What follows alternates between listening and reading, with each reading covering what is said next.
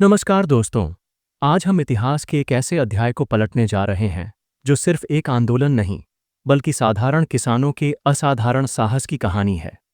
यह कहानी है राजस्थान की मिट्टी से उपजे उस संघर्ष की जिसने लगान, लाग बाग और बेगार की बेड़ियों को तोड़कर आज़ादी और सम्मान की एक नई सुबह लेकर आया। ये महागाथा बिजोलिया किसान आंदोलन के नाम से जानी जाती है, जो 44 साल तक चला और पूरी तरह अहिंसक रहा। हमारी कहानी आज से करीब 125 साल पहले 19वीं सदी के अंत में मेवाड़ रियासत के एक छोटे से ठिकाने बिजोलिया से शुरू होती है। यह क्षेत्र, जो आज भीलवाड़ा जिले का हिस्सा है, इतिहास में ऊपर माल की जागीर के नाम से जाना जाता था। इस जागीर की नींव एक बहादुरी की दास्तान से जुड़ी है। वर्ष 1527 में जब राणा सांगा ने मुगल बादशाह बाबर से लोहा लिया था, तब जगनेर के अशोक परमार ने अपनी सेना के साथ उनका भरपूर साथ दिया था। इस शौर्य से प्रसन्न होकर राणा सांगा ने उन्हें यह ऊपरमाल की जागीर दी थी। यह जागीर मेवाड़ के 16 प्रमुख सामंतों में से एक थी और इसके मालिक राव कहलाते थे। लेकिन विडंबना देखिए, जिस जमीन को वीरता के सम्मान में दिया गया था, वही जमीन आने वाले समय में शोषण और दमन का एक ऐसा केंद्र बन गई जिसकी मिसाल पूरे भारत में मुश्किल से मिलती है। इस शोषण की जड़ें 1818 की उन सहायक संधियों में छिपी थीं, जो राजपूताना के शासकों और अंग्रेजों के बीच हुई थीं। इन संधियों के तहत राजाओं को अंग्रेजों को एक निश्चित वार्षिक रकम देनी होती थी। राजाओं ने यह बोझ जागीरदारों पर डाला और जागीरदारों ने यह पूरा बोझ लगान, लाग बाग और बेगार के रूप में किसानों पर डाल दिया। कल्पना कीजिए, एक किसान की हालत। उन पर 84 प्रकार के कर लगाए गए थे, जिन्हें लाग बाग कहा जाता था। इन करों को चुकाने में उनकी आधी से ज्यादा कमाई चली जाती थी। इसके अलावा उनसे बिना किसी मजदूरी के जबरन सामंतों के लिए काम भी करवाया जाता था, जिसे बेगार प्रथा कहते थे। किसानों की मेहनत और पसीने का कोई मोल नहीं था। उनकी दुर्दशा का एक बड़ा कारण था लाटा कुंता पद्धति। लाटा में फसल तैयार होने के बाद खलिहान में उपज का अनुमान लगाकर कर वसूला जाता था। वहीं कुंता में फसल अभी खेत में खड़ी होती थी, तब उसका अनुमान लगाकर कर तय कर दिया जाता था। इन दोनों ही तरीकों में जागीरदार पूरी मनमानी करते थे और किसानों से अत्यधिक कर वसूलते थे। इन 84 करों में से 2 कर ऐसे थे जिन्होंने किसानों के धैर्य की अंतिम सीमा को तोड़ दिया था। पहला था चंवरी कर। 1903 में राव कृष्ण सिंह ने यह कर लगाया था। इसके तहत हर किसान को अपनी बेटी की शादी पर ठिकानेदार को 5 रुपये का भुगतान करना होता था। यह कर सिर्फ आर्थिक बोझ नहीं था, बल्कि किसानों के आत्मसम्मान पर भी एक सीधा हमला था। दूसरा कर था तलवार बंधाई कर।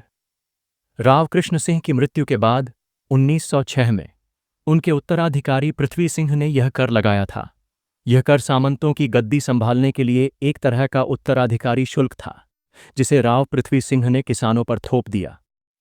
इन दोनों करों ने किसानों को यह एहसास करा दिया कि अब चुप रहना असंभव है, और इसी के साथ एक ऐतिहासिक संघर्ष की शुरुआत हुई। बिजोलिया किसान आंदोलन का पहला चरण 1897 से 1915 तक चला। यह किसी बड़े राष्ट्रीय नेता की कहानी नहीं, बल्कि किसानों के बीच से ही उभरे एक दृढ़ संकल्प वाले व्यक्ति की कहानी है, साधु सीताराम दास।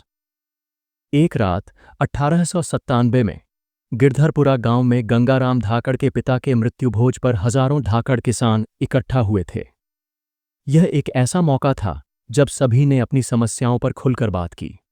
साधु सीताराम दास की अध्यक्षता में उन्होंने निर्णय लिया कि वे इन अत्याचारों की शिकायत सीधे मेवाड़ के महाराणा फतेह सिंह से करेंगे।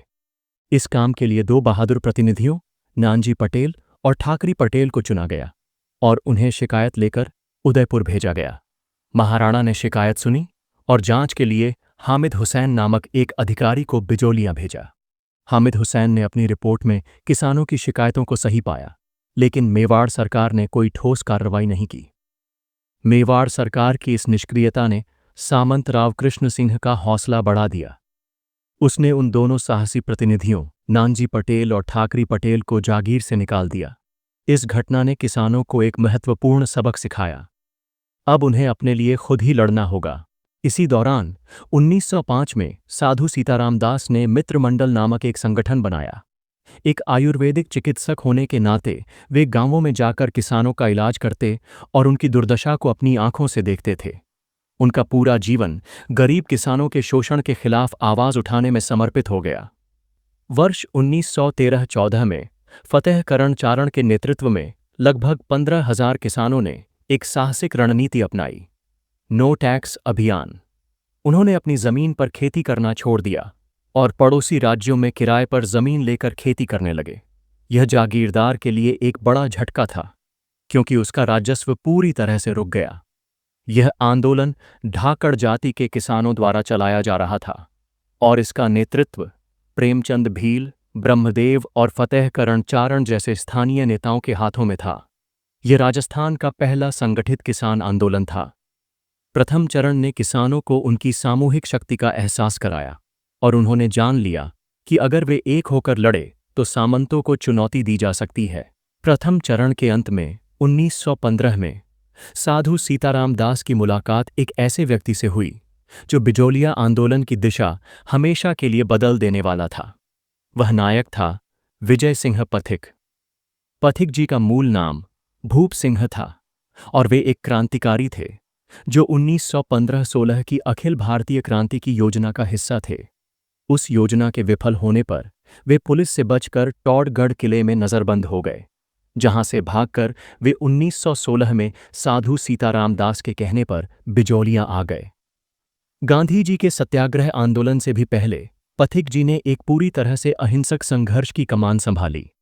1917 में हरियाली अमावस्या के शुभ दिन पर उन्होंने ऊपर माल के किसानों को एक साथ लाकर एक शक्तिशाली संस्था बनाई, जिसका नाम था ऊपर माल किसान पंच बोर्ड। इस बोर्ड में 13 सदस्य थे और मन्ना पटेल को इसका सरपंच चुना गया। पथिक जी की सबसे बड़ी रणनीति थी इस आंदोलन को एक राष्ट्रीय पहचान दिलाना। उन्होंने मीडिया का भरपूर इस्तेमाल किया। उन्होंने ऊपर माल का डंका नामक एक समाचार पत्र भी प्रकाशित किया, लेकिन जो काम सबसे निर्णायक साबित हुआ वह था उनका कानपुर से प्रकाशित होने वाले गणेश शंकर विद्यार्थी के प्रताप समाचार पत्र से संपर्क। गणेश शंकर विद्यार्थी ने अपने अखबार में बिजोलिया आंदोलन के लिए एक स्थायी कॉलम ही खोल दिया, जिससे यह मुद्दा राष्ट्रीय मंच पर पहुंच गया। वर्ष 1919 के अमृतसर कांग्रेस अधिवेशन में बाल गंगाधर तिलक ने बिजोलिया के किसानों की दुर्दशा पर एक प्रस्ताव रखा। पथिक जी ने बंबई जाकर महात्मा गांधी से भी मुलाकात की। गांधी जी ने किसानों के संघर्ष की सराहना की और मेवाड़ सरकार को चेतावनी दी। आंदोलन के बढ़ते दबाव के कारण ब्रिटिश सरकार ने 1922 में हस्तक्षेप किया। राजपूताना के एजीजी रॉबर्ट हॉलैंड के नेतृत्व में एक उच्च स्तरीय समिति बनाई गई। 11 फरवरी 1922 को एक ऐतिहासिक समझौता हुआ, जिसके तहत 84 लागतों में से 35 को माफ कर दिया गया। लेकिन यह खुशी ज्यादा दिन नहीं टिकी। ठिकानेदार ने कुछ ही समय बाद माफ की गई रियायतों को वापस ले लिया और नए कर थोप दिए। द्वितीय चरण की सफलता के बाद आंदोलन में कुछ मतभेद हो गए थे। 1927 में विजय सिंह पथिक ने आंदोलन का नेतृत्व छोड़ दिया। उनके जाने के बाद इस अंतिम और निर्णायक चरण की कमान अब माणिक्यलाल वर्मा, जमनालाल बजाज और रामनारायण चौधरी जैसे नए नेताओं ने संभाली। जब एक नए भूमि बंदोबस्त के तहत सिंचित भूमि पर कम और असिंचित भूमि पर अधिक कर लगाया गया, तब किसानों ने विरोध में अपनी असिंचित जमीनें वापस लौटा दीं। जागीरदार ने उन जमीनों को जब्त कर लिया और उन्हें बेच दिया। यह एक बड़ा झटका था, लेकिन किसानों ने हार नहीं मानी। इसी कठिन समय में माणिक्यलाल वर्मा ने पंछीड़ा नामक एक बेहद लोकप्रिय गीत लिखा, जिसने किसानों में एक नया जोश भर दिया। यह गीत उनकी शक्ति और उनके अधिकारों के प्रति जागरूक करता था। आंदोलन की लंबी अवधि, किसानों के दृढ़ संकल्प और राष्ट्रीय स्तर पर बढ़ते दबाव को देखते हुए अंततः मेवाड़ सरकार को झुकना पड़ा। वर्ष 1941 में 44 साल के लंबे संघर्ष के बाद एक ऐतिहासिक समझौता हुआ, जिसने इस आंदोलन को एक सफल अंत दिया। इस समझौते के तहत किसानों की सबसे बड़ी मांग, उनकी जब्त की गई जमीन को वापस लौटाना, मान ली गई। यह आंदोलन की सबसे बड़ी जीत थी, क्योंकि इसने किसानों को सिर्फ उनके अधिकार ही नहीं, बल्कि उनकी पहचान और जीवन का आधार वापस लौटाया। बिजौलिया किसान आंदोलन सिर्फ एक स्थानीय घटना नहीं थी, बल्कि यह भारतीय इतिहास का एक महत्वपूर्ण अध्याय है। यह भारत का सबसे लंबा और पहला पूर्णतः अहिंसक तथा संगठित किसान आंदोलन था। इसकी सबसे बड़ी उपलब्धियों में किसानों से वसूले जाने वाले 84 में से 35 करों की माफ़ी और बेगार प्रथा का अंत शामिल है। इस आंदोलन ने भू राजस्व व्यवस्था में सुधार किया और किसानों को उनकी जमीन पर स्वामित्व का अधिकार वापस दिलवाया। तो दोस्तों, यह थी बिजौलिया किसान आंदोलन की पूरी कहानी। उम्मीद है कि हमारी ये कोशिश आपको पसंद आई होगी। अगर यह वीडियो आपको अच्छा लगा तो इसे एक लाइक ज़रूर कर दें। आपका एक लाइक हमें ऐसी और भी प्रेरणादायक कहानियां बनाने के लिए मोटिवेट करता है। और हाँ, कमेंट में हमें यह ज़रूर बताएं कि आप किस एग्ज़ाम की तैयारी कर रहे हो। हमें आपके सुझावों का इंतज़ार रहेगा। चैनल को सब्सक्राइब करके घंटी दबाना ना भूलें, ताकि अगली वीडियो आप तक सबसे पहले पहुंचे। आप सबका बहुत बहुत धन्यवाद।